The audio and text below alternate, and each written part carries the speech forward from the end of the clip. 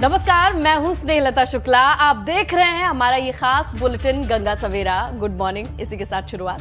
नमस्कार, मैं हूं आपके साथ गुंजन दीक्षित। सुप्रभात आप सभी को। यूपी उत्तराखंड समेत हर अहम खबर के साथ हाजिर हैं हम। चलिए, चाहे बात कर ले गुंजन सियासत की या फिर राजनेताओं की, हर बड़ी और जरूरी खबर हम दर्शकों तक गंगा सवेरा में पहुंचाते हैं। बिल्कुल, साथ ही हम आपको बताएंगे आज और क्या कुछ यूपी और उत्तराखंड में बड़ा रहने वाला है। बिल्कुल, तो चलिए शुरू करते हैं हमारा खास बुलेटिन गंगा सवेरा और सबसे पहले बात कर लेते हैं उत्तर प्रदेश की सियासी सरगर्मियों की। तो गुंजन, देखिए, सबसे पहले इसी बात से शुरुआत करनी होती है कि अब जब विधानसभा चुनाव की तारीखें नजदीक आ रही हैं, इस वजह से यूपी की जो सियासी सरगर्मी है वो बढ़ने लगी है। सभी पार्टियां अपना अपना दमखम दिखाने में लगी हुई हैं और सत्ताधारी पार्टी बीजेपी की अगर आप बात करें तो वो तो बड़े जोरों शोरों से चुनाव की तैयारी में है। और इसी क्रम में आज केंद्रीय गृह मंत्री अमित शाह पश्चिमी यूपी के दौरे पर है। बिल्कुल, अमित शाह, वैसे भी उन्हें चाणक्य कहा जाता है, सहारनपुर दौरे पर आ जा रहे हैं। सहारनपुर में अमित शाह स्टेट यूनिवर्सिटी को आज सौगात देंगे। अमित शाह के साथ मौजूद होंगे सीएम योगी आदित्यनाथ भी साथ में मौजूद रहने वाले हैं। साथ ही पूर्वारक्कू में ही दोनों नेता बूथ अध्यक्षों को संबोधित भी करने वाले हैं। बिल्कुल गुंजन, और गृह मंत्री अमित शाह सहारनपुर में बूथ अध्यक्षों की बैठक लेने जा रहे हैं। हजारों बूथ अध्यक्ष बड़ी रैली को संबोधित करते हुए नजर आएंगे, जहां पर मौजूद रहेंगे ये तमाम बूथ अध्यक्ष। पश्चिमी यूपी के ब्रज और पश्चिमी यूपी के बूथ अध्यक्षों के बैठक का जो जिम्मा है पार्टी ने गृह मंत्री को सौंपा था और इसी कड़ी में पहली रैली सहारनपुर में होने जा रही है। ये हम जानते हैं कि अमित शाह के पास ब्रज क्षेत्र का प्रभार है। बिल्कुल, सहारनपुर में अगर देखें तो बीजेपी की इस मेहनत के पीछे का उद्देश्य पश्चिमी यूपी को साधना है। पश्चिमी यूपी इसमें रहता काफी अहम हो जाता है। पश्चिमी यूपी की सियासत में एक अहम भूमिका है। पश्चिम में अपने आप को मजबूत करने की बीजेपी लगातार कोशिश करने में जुटी हुई है। बिल्कुल, और इसी कड़ी में ये आज दौरा है। देखना होगा कि मंच से किस तरीके की बातें होती हैं, क्योंकि यही वो वक्त है जब बयानों की झड़ी लगती है। बिल्कुल, और सबसे बड़ी बात यह है कि पश्चिमी यूपी में बीजेपी लगातार अपने आप को मजबूत करने की कोशिश करेगी, क्योंकि कई सारी इस 5 साल के कार्यकाल में ऐसी चीजें हुई हैं जो कहीं ना कहीं पश्चिमी यूपी में बीजेपी को पीछे कर सकती है और बाकी की राजनीतिक पार्टियां इसका फायदा उठा सकती हैं। लेकिन देखना होगा कि अब अपने पाले में वोट को लाने की कोशिश कैसी होगी, मंच पर बूथ अध्यक्षों के साथ और ब्रज क्षेत्र की रणनीति पर किस तरीके से काम होगा।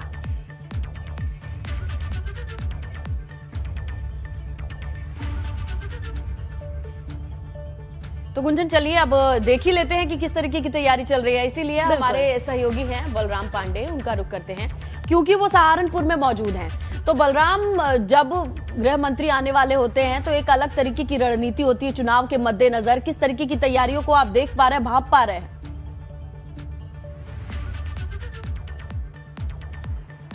देखिए, अगर गृह मंत्री के आगमन की तैयारियों की बात करें तो तैयारियां लगभग पूरी हो चुकी हैं। बस इंतजार है तो गृह मंत्री जी का, ताकि वो आकर के यहाँ पर सहारनपुर की जनता को एक बड़ी सौगात दें। और उसके बाद जो बूथ अध्यक्षों की मीटिंग है वो काफ़ी अहम है। माना जाता है कि सहारनपुर लकड़ियों की नक्काशी के लिए मशहूर है, लेकिन अगर हम राजनीतिक दृष्टि से देखें तो सहारनपुर उत्तर प्रदेश का प्रवेश द्वार कहा जाता है। और माना जाता है कि अगर राजनीति में प्रवेश पाना है तो सहारनपुर के थ्रू ही पाया जाता है। तो इसलिए खुद गृह मंत्री अमित शाह जी ने ये जिम्मेदारी संभाली है कि आज राजकीय विश्वविद्यालय का शिलान्यास करने के बाद वो बूथ अध्यक्षों के साथ बैठक करेंगे और 2022 के चुनाव को लेकर के एक रणनीति तैयार करेंगे। क्योंकि माना जा रहा है कि जिस तरीके से पश्चिमी उत्तर प्रदेश में चाहे किसान आंदोलन हो या फिर जिस तरीके की अटकलें लगाई जा रही हैं और खास तौर से सपा और आरएलडी के गठबंधन को लेकर के जिस तरीके से बिसात बिछाई जा रही है, उस बिसात को तोड़ने के लिए कहीं ना कहीं जो चाणक्य नीति है बीजेपी की, उसकी जरूरत है। और यही वजह है कि अमित शाह जी ने खुद जिम्मेदारी संभाली है और आज आकर के बूथ स्तर के जो अध्यक्ष हैं उनको संबोधित करेंगे, उनमें एक ऊर्जा संचारित करेंगे ताकि बूथ जो अध्यक्ष है वो कहीं ना कहीं पार्टी को मजबूत करे। और माना जाता है कि अगर बूथ मजबूत है तो जीत सुनिश्चित हो जाती है। और इसीलिए बीजेपी चाहे छोटा चुनाव हो चाहे बड़ा चुनाव हो, हर चुनाव में पूरे दमखम से अपने कार्यकर्ताओं में जोश भरती है, उनका उत्साह वर्धन करती है। और आज भी उसी कड़ी में देश के जो गृह मंत्री हैं अमित शाह जी, प्रदेश के जो मुख्यमंत्री हैं योगी आदित्यनाथ जी, जो बूथ अध्यक्ष हैं उनको संबोधित करेंगे, उनको बताएंगे कि 2022 को लेकर के पार्टी की क्या रणनीतियां हैं, किन रणनीतियों के तहत वो जनता के बीच में जाएं, क्या विकास कार्य प्रदेश सरकार ने और केंद्र सरकार ने किया बिल्कुल है, बलराम, ये उसको देखने वाली जन-जन तक बात होगी, पहुंचाएं। क्योंकि हम लगातार देखते हैं पार्टी बीजेपी चाहे छोटे चुनाव हो या फिर विधानसभा चुनाव हो, लोकसभा चुनाव हो, पूरी स्ट्रैटेजी के साथ, पूरी रणनीति के साथ ही मैदान में उतरती है और हर वक्त एक्टिव मोड में नजर आती है। और शायद यही वजह है कि अमित शाह भी खुद सहारनपुर भी पहुंच रहे हैं और जो चाणक्य नीति बनानी है वो अपने आप में भी काफी महत्वपूर्ण हो जाती है। बहुत बहुत शुक्रिया बलराम आपका हमारे साथ जुड़ने के लिए और तमाम जानकारी के लिए। बिल्कुल गुंजन, अब आगे बढ़ते हैं, बात कर लेते हैं सपा अध्यक्ष अखिलेश यादव की। वो अखिलेश यादव जो इन दिनों ताबड़तोड़ दौरों पर हैं। इसी कड़ी में आज वो मिशन बुंदेलखंड पर दिखाई देंगे, कल भी थे क्योंकि 3 दिन का ये मिशन बुंदेलखंड है और आज दूसरा दिन है। अपनी विजय रथ यात्रा लेकर वो ललितपुर पहुंचेंगे। बिल्कुल, अखिलेश की विजय यात्रा आज महोबा से निकलकर ललितपुर पहुंचेगी। बताया ये भी जा रहा है कि दोपहर करीब 12 बजे अखिलेश ललितपुर पहुंचेंगे।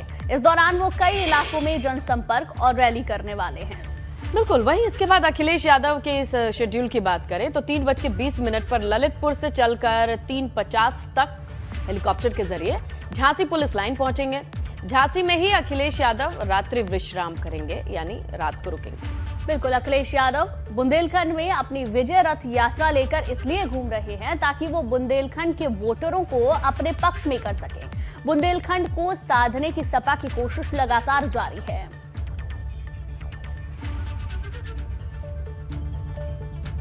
बिल्कुल गुंजन, अब चलिए आगे बढ़ते हैं और बात कर लेते हैं। अखिलेश यादव की नजर बुंदेलखंड की उन 19 सीटों पर है जो देखा जाए तो सपा के हाथ वहां पे खाली रहते हैं, लेकिन अखिलेश इस बार बुंदेलखंड की हवा बदलना चाहते हैं। और इसके लिए अगर स्नेहलता देखें तो अखिलेश यादव लगातार अटैकिंग मोड में बैटिंग भी करते हुए नजर आ रहे हैं, क्योंकि पहले दिन अखिलेश यादव भाजपा पर जमकर बरसे और बुलडोजर से लेकर बेरोजगारी के मुद्दे पर भाजपा पर जमकर निशाना साधा।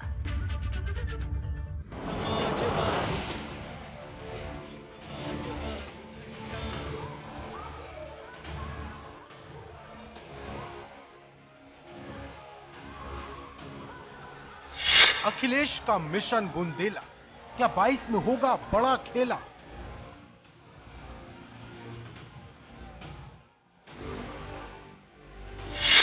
बुलंदखंड की बंजर सियासी जमीन पर साइकिल की रफ्तार।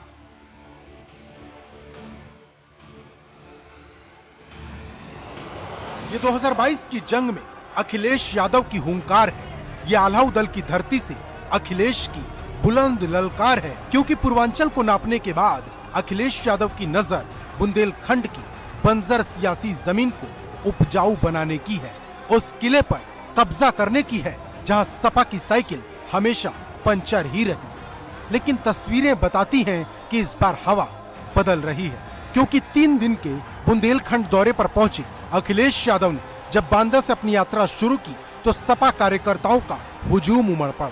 अखिलेश का कारवां जहां जहां से गुजरा सैलाब नजर आया। लेकिन सवाल बड़ा है कि क्या ये भीड़ वोट में तब्दील होगी, क्योंकि अखिलेश यादव ने डबल इंजन की सरकार को फेल बताते हुए इसे भविष्य का चुनाव बताया और भाजपा पर हमलों की छड़ी लगा दी। ये आपको योगी सरकार चाहिए क्या योगी सरकार चाहिए? योगी सरकार चाहिए क्या योगी सरकार चाहिए? इन्होंने उत्तर प्रदेश को पीछे कर दिया। डबल इंजन की सरकार, इस डबल इंजन की सरकार का बुंदेलखंड आते आते इंजन फेल हो गया है। कोई इंतजाम नहीं कर पाई सरकार। ये बुलडोजर वाली सरकार, ये बुलडोजर वाले लोग, ये याद रखें, बुलडोजर सड़क पे चला करता है, लोगों पे बुलडोजर नहीं चलता। और लोगों के पास इस बार अधिकार है वोट का। इतना वोट का बुलडोजर चलेगा, इतना वोट का बुलडोजर चलेगा कि भारतीय जनता पार्टी के लोगों का पता नहीं लगेगा। अखिलेश यादव यहीं नहीं रुके, उन्होंने टीईटी के पेपर लीक में बेरोजगारी का ऐसा फॉर्मूला लगाया कि कोरोना काल में मजदूरों की अनदेखी से लेकर विज्ञापन में झूठे विकास की तस्वीर पर जमकर प्रहार किया। अखिलेश यादव पहली बार 3 दिन के बुंदेलखंड दौरे पर पहुंचे हैं, जहां पहले दिन बांदा से लेकर महोबा को नापा। अब अगला मिशन ललितपुर है। इसके बाद आखिरी दिन अखिलेश की नजर झांसी के किले पर होगी। लेकिन मुद्दे की बात यह है कि क्या 3 दिन के मिशन बुंदेलखंड से पूरे यूपी में अखिलेश की आवाज बुलंद होगी, क्योंकि ये वो किला है जो कभी पूरी तरह से सपा के हाथ में नहीं आया। बांदा से रतीश त्रिवेदी के साथ ब्यूरो रिपोर्ट ABP गंगा। ठीक है गुंजन, अब बात कर लेते हैं कांग्रेस की भी, क्योंकि महासचिव प्रियंका गांधी भी इन दिनों फुल फॉर्म में नजर आ रही हैं। लगातार यूपी दौरों पर हैं और ये दौरे इस बात की गवाही दे रहे हैं कि आज प्रियंका गांधी मुरादाबाद आ रही हैं और चुनाव को लेकर कितनी तेज सरगर्मी है इसका अंदाजा लगाइए। कांग्रेस के खेमे में भी ये सरगर्मी दिखाई देती है।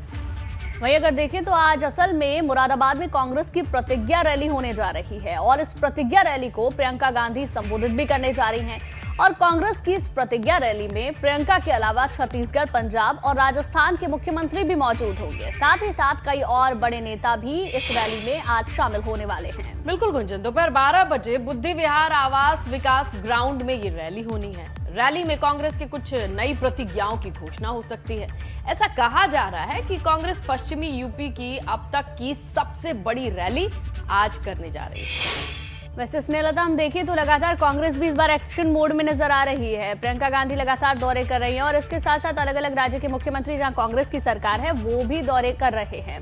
प्रियंका आज जिस मुरादाबाद में आ रही है वो प्रियंका का ससुराल भी है। खास बात ये भी है, देखिए प्रियंका गांधी के पति रॉबर्ट वाड्रा मुरादाबाद के ही रहने वाले हैं। अब देखना ये होगा कि आज प्रियंका गांधी बोलेंगी क्या। बहुत बढ़िया, ये सोचने वाली बात है कि ससुराल में बहू आने वाली है और किस तरीके से अपने क्षेत्र में अपने घर पर गरजने वाली है।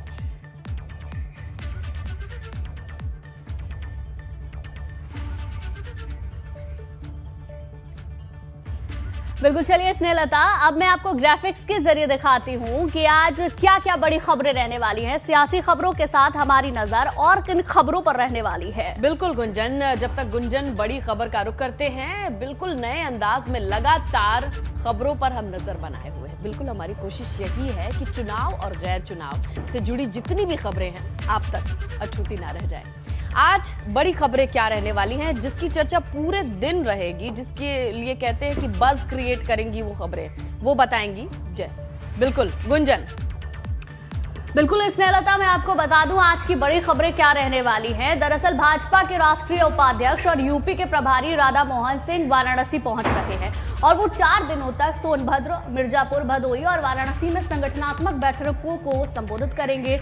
सुबह 11:30 बजे वो विमान से बाबतपुर पहुंचेंगे। वहां से सड़क मार्ग से सीधे रॉबर्ट्सगंज यानी कि सोनभद्र पहुंचेंगे। वहीं आज काशी में भी हलचल काफी रहने वाली है। वाराणसी में काशी विश्वनाथ कॉरिडोर के उद्घाटन समारोह से पहले आज उत्सव मनेगा। प्राथमिक विद्यालय के बच्चे कॉरिडोर का आकर्षण जानेंगे। इसके साथ ही विश्वनाथ धाम कॉरिडोर के लोकार्पण से पहले काशी में शैक्षिक आयोजन भी होगा। 8 से 10 दिसंबर तक शैक्षिक गतिविधियां रहने वाली है, जिसको लेकर तमाम तैयारियां पहले से की गई है। बिल्कुल स्नेहा। तो बिल्कुल गुंजन, जिन खबरों से रूबरू कराया वो अपने आप में अहम है। बीजेपी चुनाव को लेकर खासा फोकस कर रही है, हमेशा से करती आई है। इसी क्रम में अब राधा मोहन सिंह पूर्वांचल दौरे पर हैं और आज से वो अगले 4 दिन तक बीजेपी संगठन को और मजबूत करने की कोशिश में रहेंगे। काशी में भी काफी हलचल है, जैसा कि गुंजन ने बताया, तो यहाँ वो खबरें हैं जिस पर नजर लगातार बनी रहेगी। चलिए अब आगे बढ़ेंगे धुआंधार 22 की ओर। भाजपा सांसद भोला सिंह ने किया चंदौली दौरा। कार्यकर्ता सम्मान समारोह में हुए शामिल। प्रेस कॉन्फ्रेंस में यूपी राजभर पर साधा निशाना। 2017 में बसपा से भाजपा में गए विधायक रविंद्र मोलू ने दोबारा ज्वाइन की बीएसपी। कहा, बीजेपी में रहते हुए एक गरीब को सिलेंडर तक नहीं दिलवा पाया, अब परिवार में वापस आ गया। सोनभद्र में सपा कार्यकर्ताओं ने डीएम दफ्तर के बाहर धरना दिया। अवैध खनन समेत कई मुद्दों को उठाया। अवैध करने वालों के खिलाफ जांच की मांग की। डीएम को ज्ञापन सौंपा। सपा महिला सभा राष्ट्रीय अध्यक्ष जूही सिंह ने भाजपा पर निशाना साधा। कहा, संकल्प पत्र का एक भी वादा नहीं पूरा किया सरकार ने। 2022 में सपा सरकार बनने का दावा भी किया।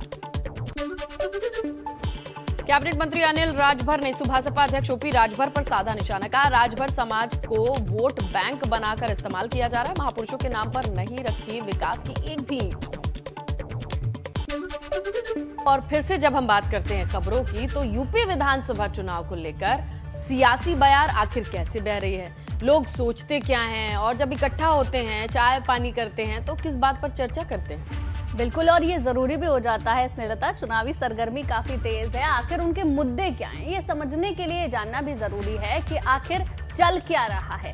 अब हम आपको लेकर चलते हैं जौनपुर के संवाददाता जावेद अहमद के पास, जो सीधे आम लोगों से बात करेंगे और पूछेंगे कि आखिर 2022 चुनाव से पहले क्या कुछ चल रहा है, लोगों के दिलों में क्या है और दिमाग में क्या चल रहा है। बिल्कुल गुंजन।